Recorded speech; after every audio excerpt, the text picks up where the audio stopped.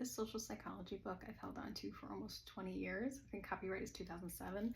I looked it up. There is a 2015 9th edition, so it's a little bit more updated, but I probably should have just ripped out the one page I found interesting on some love terminology that we don't have in Western culture really. But who knows, maybe I was supposed to revisit it in this place and time.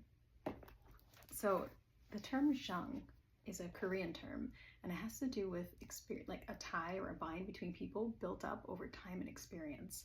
What's fascinating about it is that it's not necessarily a positive. It could be even a tie between like a hero and a villain, that they've just experienced so much together over time that there's a bond there. It makes me think of like a Batman, when they have that whole scene with Joker and Batman, and they're talking about how Batman doesn't do ships, but they do have this relationship over time. Like, who is Batman without his Joker? So I think even you could almost hate somebody and have a tie to them, a connection. So I thought Jung was really interesting.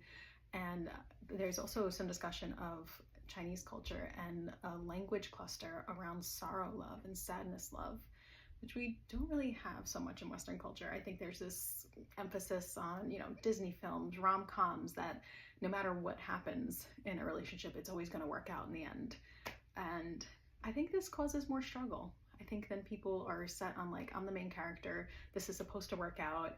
If it doesn't, there's something fundamentally wrong, or it's incredibly tragic. I don't know, we're missing, I think, language for other parts of love, because love is inextricably linked with grief, I think. So what do they say?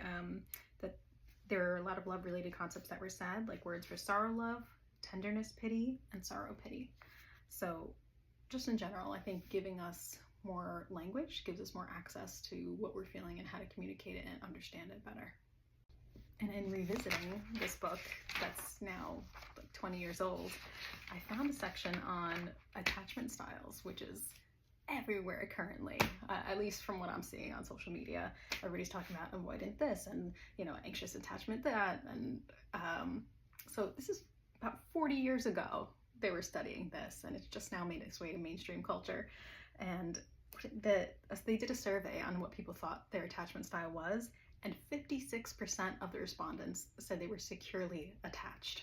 And that is wildly different from what we're seeing now people talk about. They feel like there's almost nobody who's securely attached out there.